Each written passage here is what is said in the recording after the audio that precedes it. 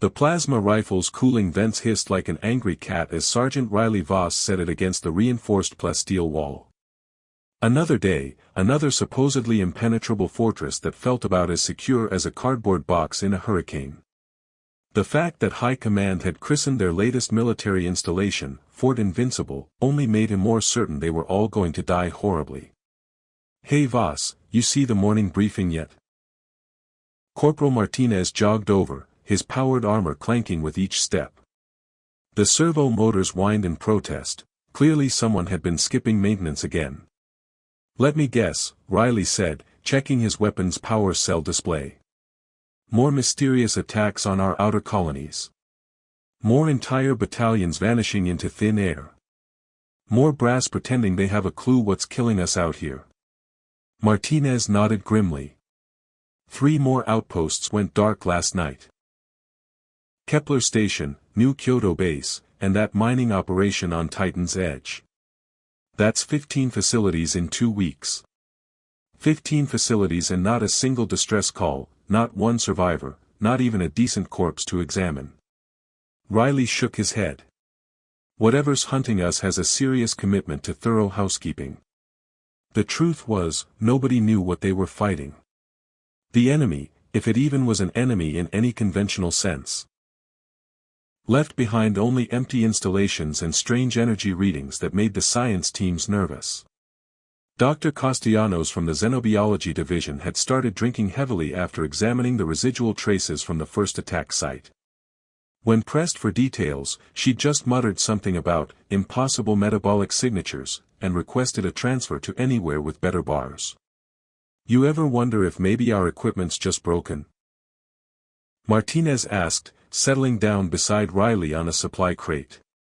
"I mean, what if there's some perfectly reasonable explanation and we're all just too stupid to figure it out?" "Sure," Riley replied. "Like maybe all those people just decided to take a really long vacation at exactly the same time, and coincidentally forgot to mention it to anyone." The fortress around them hummed with activity as soldiers prepared defensive positions that probably wouldn't matter. Fort Invincible boasted the latest in military technology, adaptive barrier shields that could deflect anything from kinetic rounds to directed energy beams, gravitational anchor points that made teleportation impossible within a 50-kilometer radius, and sensor arrays so sensitive they could detect a mouse having an anxiety attack 3 systems away. Yet somehow, Riley suspected their mysterious enemy would find it all about as challenging as a mildly complicated jigsaw puzzle. "Sir." A young private rushed up, nearly tripping over his own feet in his haste. "Lieutenant Commander Bradley wants all squad leaders in the Situation Room immediately." Riley sighed and hefted his rifle. "Well, Martinez, ready for another inspiring speech about how we're humanity's last hope and definitely not doomed?" The Situation Room buzzed with nervous energy as officers and squad leaders gathered around the holographic display table.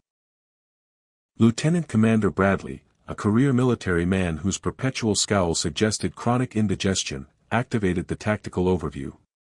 "Gentlemen, our situation has become considerably more complicated." The hologram showed their local sector, with red markers indicating the locations of destroyed facilities. "Intelligence suggests our unknown adversary is moving in a systematic pattern. Based on current trajectory analysis, Fort Invincible is next." A chorus of worried murmurs filled the room. Riley raised his hand. "Yes, Sergeant." "Sir, when you say, intelligence suggests, do you mean actual intelligence, or is this more of an educated guess based on the fact that we're the only target left in this sector that's still breathing?" Bradley's scowl deepened. "The analysis is based on comprehensive data modeling, Sergeant Voss." "Right. So it's an educated guess." "The point," Bradley continued, shooting Riley a look that could freeze plasma, "is that we need to be prepared for anything. Our enemy demonstrates capabilities that exceed our current understanding of military science. Translation: we don't know what we're fighting, we don't know how to fight it, and our best strategy is to hide behind our shiny new walls and hope for the best," Riley muttered to Martinez. The briefing continued with the usual mixture of tactical jargon and barely concealed panic. Defensive positions would be reinforced. Patrols would be doubled. Emergency protocols would be implemented. All standard procedures for when command had absolutely no idea what else to do. As the meeting dispersed, Riley found himself assigned to Delta Squad's position in the outer ring, essentially the first-to-die section of their elaborate defensive plan. The irony wasn't lost on him that his talent for inappropriate commentary had earned him a front-row seat to whatever was coming their way. The rest of the day passed in tense preparation. Soldiers checked and rechecked their equipment, engineers ran diagnostics on the barrier systems, and the medical staff quietly stockpiled plasma bags and neural stabilizers. Everyone went through the motions of military readiness while trying not to think about what had happened to their colleagues at those other installations. Night fell across Sirian 7 with unusual swiftness, as if the planet itself was eager to get the coming unpleasantness over with. The fortress's floodlights blazed across the rocky terrain, turning the landscape into a patchwork of harsh illumination and deep shadows. Motion sensors swept the perimeter in overlapping arcs, their soft pinging creating a constant electronic heartbeat. Riley stood at his assigned position, watching the scanner displays with the kind of professional attention that came from years of military service. The readings showed nothing but empty wasteland, no heat signatures, no movement, no electromagnetic anomalies. Just the quiet hum of their own defensive systems and the occasional skitter of some local wildlife. "You know what the worst part is," he said to Martinez, who was monitoring the communications array beside him. "What's that?" "We're probably going to die without ever finding out what killed us. Future archaeologists are going to puzzle over this for centuries. What mysterious force could have wiped out an entire galactic civilization? And the answer will be something completely ridiculous, like space vampires or interdimensional tax collectors." Martinez snorted. "Space vampires? Hey, at this point, I'm not ruling anything out. Though I have to admit, if we're going to be destroyed by something supernatural, I prefer it to be something with a little more style. Maybe cosmic dragons or sentient black holes. Space vampires just sounds like bad entertainment programming." The sensors remained clear for another hour, then another. Some of the soldiers began to relax slightly, suggesting that maybe the intelligence analysis had been wrong, maybe their mysterious enemy had moved on to easier targets. Riley remained skeptical. In his experience, when things seemed to be going well, it usually meant you weren't paying attention to the right threat indicators. His pessimism proved justified when the first perimeter sensor went offline without so much as a warning chirp. "Martinez, you seeing this? Sensor Station 7 just went dark. Could be equipment failure. Could be." Riley watched as another sensor vanished from their network, then another. "Or something's moving out there that doesn't want to be detected." The pattern was subtle but unmistakable, a systematic elimination of their surveillance network that moved like a shadow across their defensive perimeter. Whatever was approaching had intimate knowledge of their sensor layout and the ability to neutralize advanced military hardware without triggering any alarms. "This is Delta 7 to command," Martinez spoke into his communicator. "We're showing progressive sensor failures in the eastern perimeter. Request immediate diagnostic." The response crackled back immediately.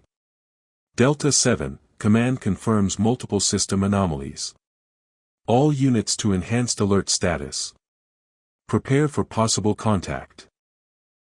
Riley checked his rifle's charge one more time and settled into a more comfortable firing position.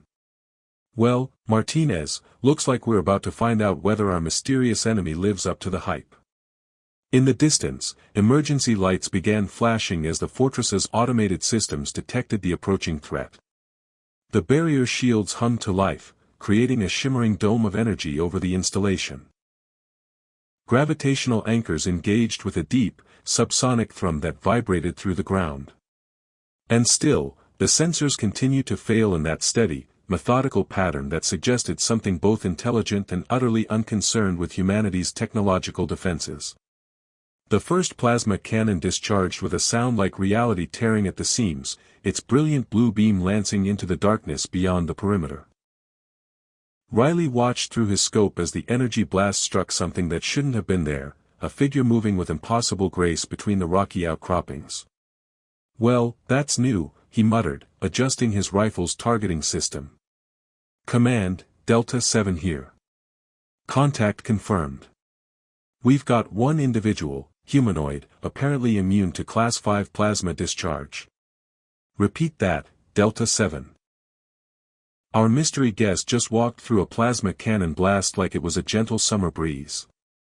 Either our weapons are shooting blanks, or we're dealing with something that thinks the laws of physics are more like guidelines." The figure emerged from the shadows, and Riley felt his breath catch. Even at this distance, enhanced by his rifle's optical systems, he could see her clearly. She appeared to be a woman, tall and elegant, moving with fluid motions that seemed to defy gravity. Her only obviously non-human feature was a pair of elongated ears that swept back from her skull in graceful curves. "She's beautiful," Martinez whispered, his voice carrying a note of awe that seemed entirely inappropriate given their circumstances. "She's also bulletproof, Martinez. Try to focus on the tactical implications rather than her potential dating prospects." The woman, creature, entity, whatever she was, raised one hand toward the plasma cannon emplacement. Riley watched in fascination as the massive weapon simply crumpled like paper, its armored housing folding in on itself with a grinding shriek of tortured metal. The three-man crew assigned to operate it scattered in panic, their powered armor clanking as they fled toward the secondary defensive positions. "Command, this is Delta 7. Primary plasma battery is down. The hostile appears to have some form of telekinetic capability. Also, she's probably going to be really upset about us shooting at her." Lieutenant Commander Bradley's voice crackled through the comm system. "All units, engage at will. Concentrate fire on the single target." The fortress erupted in synchronized violence as every weapon system that could draw a line of sight opened fire simultaneously. Pulse rifles chattered their staccato rhythm, heavy machine guns roared their mechanical fury, and the remaining plasma cannons painted the night in brilliant azure streaks. The bombardment was sufficient to level a small city, enough firepower to reduce a main battle tank to its component atoms. The woman walked through it all like she was taking a leisurely stroll through a garden. Energy beams bent around her, kinetic rounds simply stopped in mid-air and dropped harmlessly to the ground, and explosive warheads detonated prematurely as if afraid to get too close. She moved with unhurried purpose toward the fortress walls, occasionally gesturing at weapon emplacements that subsequently decided to catastrophically malfunction. "You know," Riley said, watching another plasma turret transform itself into abstract art, "I'm starting to think our comprehensive tactical analysis might have missed a few important details. Such as the fact that our enemy appears to be a walking violation of everything we understand about combat physics." The woman reached the outer defensive perimeter, where the barrier shields created an impenetrable wall of energy that could stop anything from antimatter torpedoes to angry thoughts. She placed one delicate hand against the shimmering barrier and tilted her head as if listening to music only she could hear. The shields collapsed with a sound like the universe hiccuping. "Command, outer barriers are down," Martinez reported, his voice carefully professional despite the circumstances. "The hostile has somehow neutralized our primary defensive systems." "How?" "Near as I can tell, sir," she asked them politely to stop working. Emergency klaxons wailed across the fortress as soldiers fell back to secondary positions. The retreat was orderly at first, trained military personnel executing practiced maneuvers under fire. That lasted until the woman began to move faster. Riley had seen enhanced humans before. Soldiers with cybernetic implants, genetic modifications, combat stimulants that pushed human reflexes to their theoretical limits. This was something else entirely. She didn't run so much as flow across the battlefield, her form becoming indistinct as she accelerated beyond what human eyes could properly track. "Martinez, are you getting readings on her movement speed?" "Negative, Sarge. The targeting computers can't lock on. She's moving too fast for the tracking algorithms." Soldiers began falling, not from obvious wounds but from something far more disturbing. As the woman passed near defensive positions, the men would simply collapse, their armor's medical system screaming warnings about massive systemic failure. Within seconds, they were reduced to desiccated husks, as if something vital had been drained from their bodies. "Well, that explains what happened to the other installations," Riley observed, watching a squad of heavy infantry crumble to dust. "She's not just bulletproof, she's some kind of energy vampire." Energy vampire? You got a better term for something that can suck the life force out of people just by walking past them? The woman paused in her advance, standing among the remains of what had been Echo Company's defensive position. For a moment, she seemed almost sad, as if the destruction she was causing brought her no joy. Then she raised her head and looked directly at Riley's position, despite the fact that he was concealed behind reinforced barriers nearly a kilometer away. Even at that distance, he could feel the weight of her attention like a physical force. "Martinez, I think she knows we're here." "How is that possible?" "Add it to the list of things we don't understand about our new friend." Right after, immune to all known weapons and can drain life force through armor.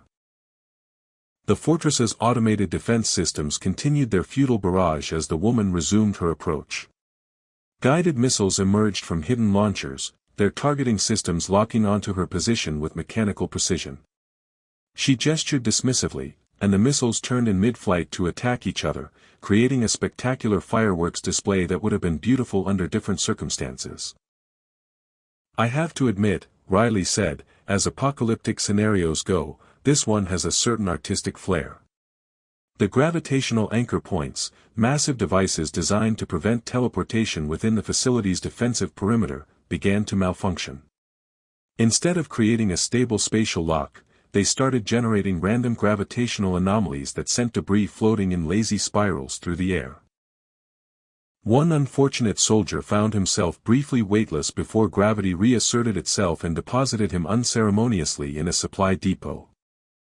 "Command, we're showing massive systems failures across all defensive networks," Martinez reported. "It's like our technology is actively rebelling against us." "Confirmed, Delta 7. Fall back to inner defensive positions. All units converge on the central hub." Riley shouldered his rifle and began moving toward the fortress's core structure, Martinez beside him. Around them, the retreat continued in increasingly chaotic fashion as soldiers tried to maintain formation while their equipment systematically failed them. "Think she's doing it on purpose?" Martinez asked as they jogged through corridors lit by emergency lighting. "The equipment failures? Hard to say. Could be some kind of electromagnetic field effect, or maybe she's just really unlucky to be around. Or maybe our technology is smart enough to recognize when it's completely outclassed." They reached the central hub to find Lieutenant Commander Bradley coordinating the last-ditch defense with the grim efficiency of a man who knew he was arranging deck chairs on a sinking ship. The massive chamber housed the fortress's command and control systems, surrounded by the thickest armor and most sophisticated defensive measures military engineering could provide. "Sergeant Voss, take position at Access Corridor 7, Bradley ordered. "We're going to make our stand here." Riley settled into position behind a barricade of equipment crates, checking his weapon one final time. The rifle's power cell showed full charge, the targeting system was functional, and the safety mechanisms were properly disengaged. All standard procedures for a situation that was anything but standard. "You know what the really annoying part is?" he said to Martinez, who had taken cover nearby. "What's that?" "We're about to be killed by something that probably doesn't even consider us a threat. We're not enemies to her, we're just an inconvenience." The sound of approaching footsteps echoed through the corridors, steady and unhurried. No running, no urgency, just the calm pace of someone who knew that time was entirely on her side. "Contact in 30 seconds, someone reported over the comm system. Riley aimed his rifle at the corridor entrance and tried to think of something appropriately witty to say when the most dangerous being in the galaxy walked into their final defensive position. Nothing particularly clever came to mind, which seemed like a disappointing way to end a military career that had been notable primarily for inappropriate commentary during crisis situations. The footsteps grew closer, accompanied by a strange energy that made the air itself feel thick and charged. Emergency lights flickered, casting dancing shadows across the walls. Somewhere in the distance, another piece of equipment decided to give up functioning, adding its electronic death rattle to the fortress's symphony of systematic failure. Riley kept his rifle steady and waited for the universe to provide him with either inspiration or a quick death. Given recent events, he wasn't particularly optimistic about either option. She entered the central hub like she owned the place, which, given recent events, wasn't entirely inaccurate. The woman moved with that same fluid grace Riley had observed through his scope, but up close the effect was even more unsettling. It wasn't just that she seemed immune to physics, she appeared to exist slightly outside the normal flow of time itself. "Well," Riley said, keeping his rifle trained on her despite the obvious futility, "this is awkward. I don't suppose you'd be interested in discussing terms of surrender?" The woman paused, tilting her head as if his words had genuinely surprised her. Her elongated ears twitched slightly, a gesture that would have been endearing under circumstances that didn't involve the imminent extinction of everyone he'd ever met. Lieutenant Commander Bradley stepped forward, his sidearm drawn but not quite aimed. "I am Lieutenant Commander Bradley of the Terran Colonial Defense Force. By what authority do you attack sovereign human territory?" She looked at him with the kind of polite attention usually reserved for small children asking why the sky was blue. When she spoke, her voice carried harmonics that seemed to resonate in frequencies human ears weren't designed to process. "Your species spreads through this sector like a plague," she said, each word precisely articulated. "You consume worlds, destroy ecosystems, eliminate indigenous populations. We have tolerated this behavior long enough." "We?" Bradley asked. "The Valdari. Though I suspect that name means nothing to you." Riley kept his weapon steady while processing this information. "Ancient alien civilization with a grudge against human expansion, check. Superior technology that made humanity's best efforts look like children throwing rocks, check. A tendency toward dramatic monologuing, apparently also check. So you're what, the galaxy's self-appointed pest control service?" he asked. She turned those impossibly deep eyes toward him, and for a moment Riley felt as if she was looking directly through his skull into whatever passed for his soul. The sensation was deeply uncomfortable, like being psychologically x-rayed by someone with very poor bedside manner. "You find humor in your impending death?" "Lady, I find humor in tax forms and military rations. Impending death is practically comedy gold." Something flickered across her features. Confusion, perhaps, or curiosity. Around them, the remaining soldiers held their positions with the disciplined stillness of men who knew they were already dead but weren't quite ready to admit it. The woman raised her hand, and Riley felt the familiar tingling sensation that preceded complete systemic failure. The fortress's remaining systems began shutting down in cascading waves, life support, artificial gravity, even the emergency lighting dimmed to barely perceptible levels. She was draining power directly from their infrastructure, pulling energy through methods that made the base's chief engineer weep quietly in whatever afterlife awaited people who died of professional embarrassment. "You know," Riley said, fighting against the weakness that was beginning to creep through his limbs, "for an advanced alien civilization, you folks have a pretty unimaginative approach to problem solving. Humans bad, kill all humans. It's like something out of a bad entertainment program. Your opinion is irrelevant. Everything's irrelevant when you're about to die. Doesn't mean it's not worth mentioning." She gestured toward the remaining soldiers, and Riley watched his comrades begin to collapse as their life force was systematically drained away. Martinez went down first, his powered armor clattering against the deck plating. Bradley managed 3 more steps before crumpling like paper. Within moments, Riley found himself alone with a being who could apparently end human civilization with the same effort most people devoted to changing clothes. "Any last words?" she asked, though her tone suggested she was asking purely out of courtesy rather than genuine interest. Actually, yes. Riley lowered his rifle, accepting that pointing it at her was about as threatening as waving a feather duster. I've been wondering, do you people have a complaint department? Because I'd like to file a formal protest about your customer service. She stared at him for several long seconds, her expression cycling through emotions Riley couldn't quite identify. Then, unexpectedly, she laughed. The sound was like silver bells being tortured to death, beautiful and terrible in equal measure. You are unusual. That's what all the performance reviews say. Sergeant Voss shows initiative, dedication, and an unusual tendency toward inappropriate commentary during life-threatening situations. You do not fear death. Oh, I'm terrified of death. I'm just not particularly good at expressing terror in socially acceptable ways. Some people scream, some people pray, I make jokes. It's a coping mechanism. She moved closer, and Riley felt the temperature drop several degrees. Energy patterns swirled around her like visible electricity, crackling with power that could unmake matter at the molecular level. Yet somehow, standing this close to her, he felt less afraid rather than more.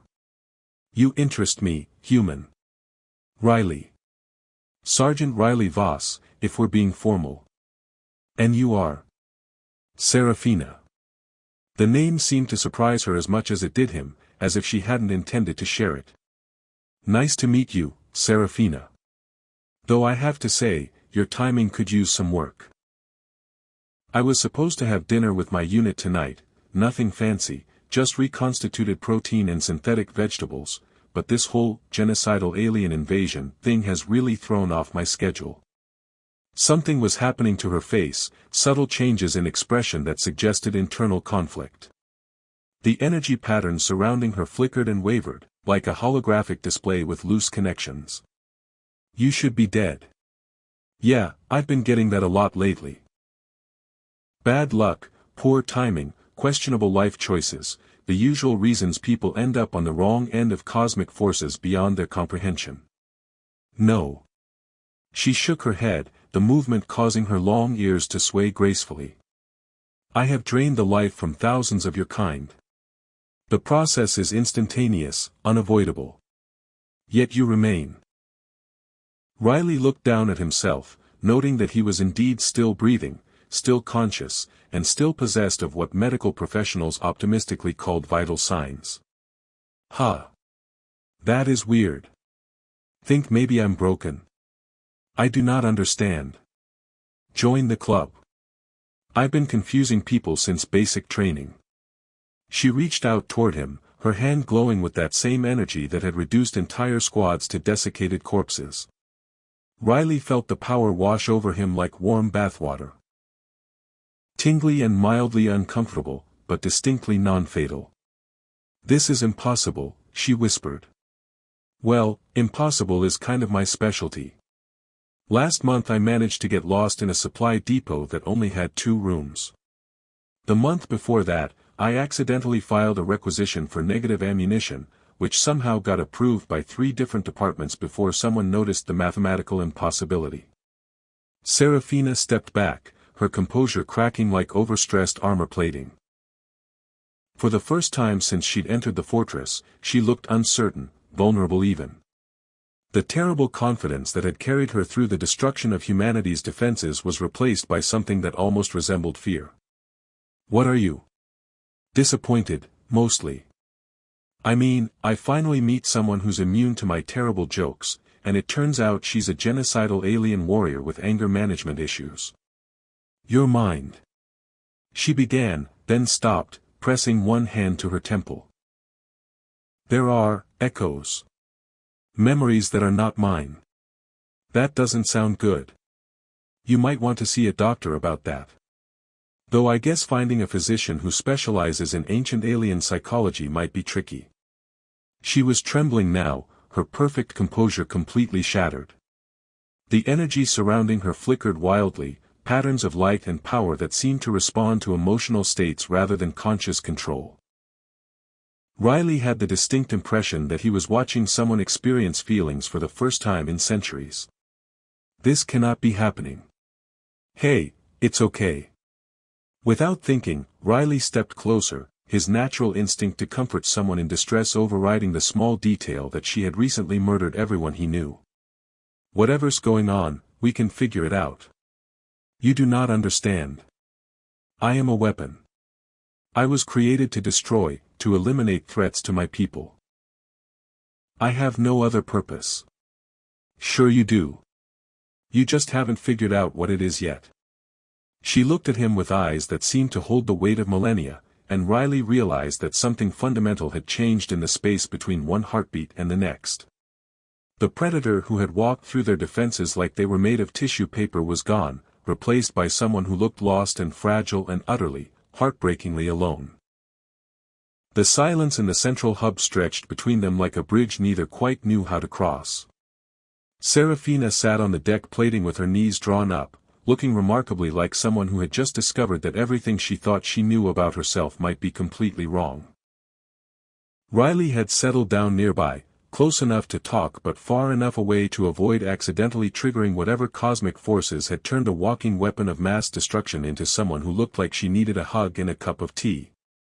So, he said, because someone had to break the silence and he'd never been good at letting awkward moments speak for themselves, on a scale of 1 to complete existential breakdown, how are you doing? I do not understand what is happening to me. Her voice carried none of the terrible power it had possessed during her assault on the fortress. Now she just sounded tired and confused and very, very young despite the ancient weight in her eyes. Well, from my admittedly limited perspective as someone who's never been a millennia-old energy vampire, I'd say you're having what the psychology textbooks call a moment of emotional awakening. It's like puberty, but with more cosmic implications. She looked at him with an expression that suggested she was reassessing everything she'd assumed about human intelligence. You speak of complex psychological phenomena as if they were simple mechanical processes. Everything's simple if you approach it with enough willful ignorance. It's one of humanity's defining characteristics. Around them, the fortress's emergency systems continued their electronic death throes. Life support was running on backup power, the artificial gravity flickered occasionally, and the air recycling units wheezed like elderly asthmatics. Yet somehow, sitting here in the wreckage of humanity's most advanced military installation, Riley felt more relaxed than he had in weeks. Tell me about your people, he said. The Valdari. What were they like before they became a civilization of cosmic pest control specialists? Serafina's elongated ears twitched as memories surfaced from whatever psychological depths they'd been buried in. We were different. We lived in harmony with the energy flows of the universe, channeling power through emotional resonance rather than technological manipulation. We created art that could reshape reality, music that could heal planetary ecosystems. Sounds nice. What happened? War. A species called the Devourers swept through our territory, consuming entire star systems. They were immune to our traditional methods, so we adapted. We became weapons, sacrificing our emotional capacity to gain the power necessary for survival. And you won. We destroyed them utterly. Every last trace of their civilization was erased from existence. She paused, her expression growing distant. Along with most of what made us who we were. Riley nodded thoughtfully. Classic military problem. You become so focused on defeating the enemy that you forget what you were trying to protect in the first place. Happens to the best of us. How can you speak so casually about the destruction of entire civilizations? Because if I think too hard about the big picture, I'll curl up in a corner and whimper. It's easier to focus on the immediate problems, like figuring out why you didn't drain me dry like everyone else. Serafina looked at him with renewed curiosity. Yes. That remains unexplained. By all rights, you should be dead. Maybe I'm just really bad at dying. I've always been terrible at following instructions. She stood and moved closer, her movements still carrying that otherworldly grace despite her emotional turmoil. May I examine you? I need to understand what makes you different. Sure, but I should warn you, I haven't had a proper medical checkup in months. You might find some disturbing surprises. She placed her hands on either side of his head, her touch surprisingly warm. Riley felt that familiar tingling sensation, but instead of weakness, it brought a strange sense of completeness, as if something he hadn't realized was missing had suddenly clicked into place. Your neural patterns. She breathed. They're resonating with mine. It's as if your mind is somehow harmonically aligned with Valdari emotional frequencies. Is that good or bad? It should be impossible. Humans don't possess the psychological structures necessary for emotional resonance. Maybe I'm just special. Or maybe your people visited Earth at some point and left behind more than just archaeological mysteries. Her eyes widened. The seeding protocols. 10,000 years ago, before the war, we established research stations throughout this galaxy. Some of them were on worlds that showed potential for developing sentient life. Like Earth?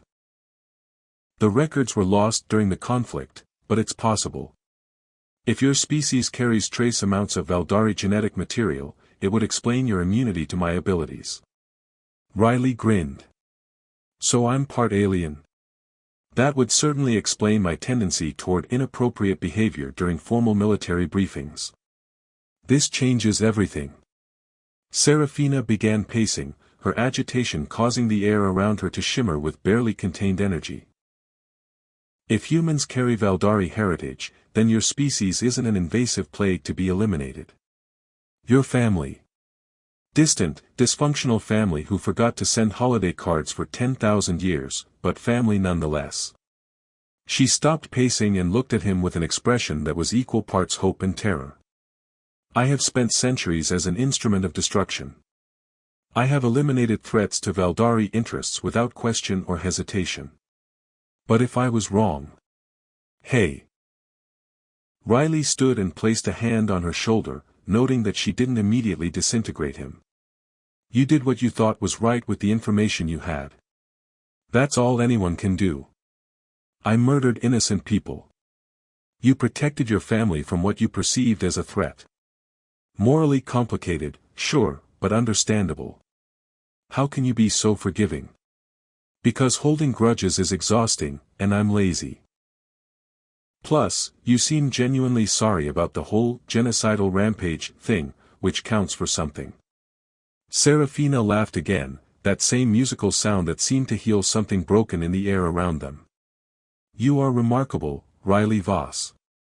I'm really not. I'm just a guy who makes bad jokes and occasionally stumbles into situations that are way above his pay grade. Perhaps that is what makes you remarkable. The fortress's communication system crackled to life, filled with static and desperate voices calling for status reports from installations that would never answer again. Serafina listened to the chatter with growing alarm. There are others of my kind, she said. They will continue the elimination protocols unless they are informed of our discovery. Can you contact them? Yes, but they may not believe me. We have been warriors for so long that we have forgotten how to be anything else. Then we'll have to remind them. Show them what you've learned here. Riley shrugged. I figure someone should probably accompany you to make sure you don't accidentally destroy any more military installations. Think of me as a cultural liaison. You would do this? After everything that has happened?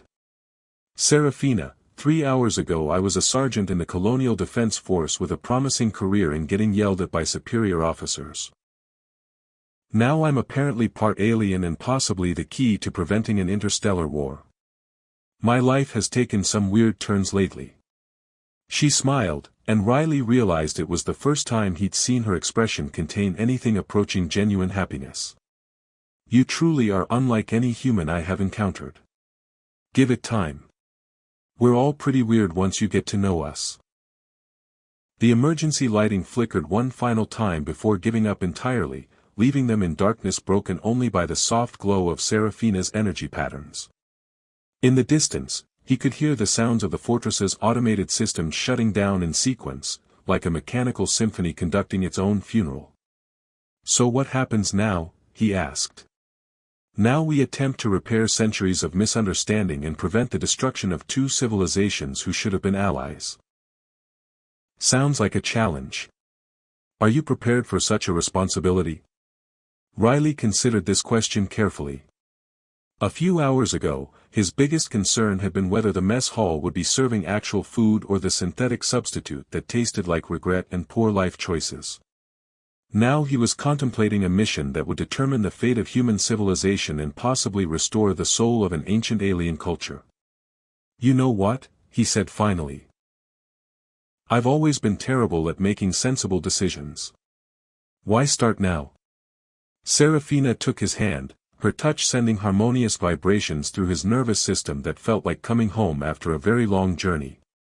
Together, they walked toward the fortress's communications center, where she would contact her people and begin the delicate process of explaining why everything they thought they knew about humans was wrong.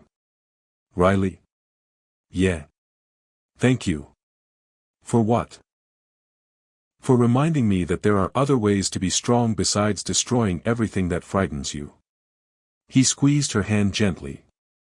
"Hey, that's what inappropriate humor is for. Making people think about things differently, one badly timed joke at a time."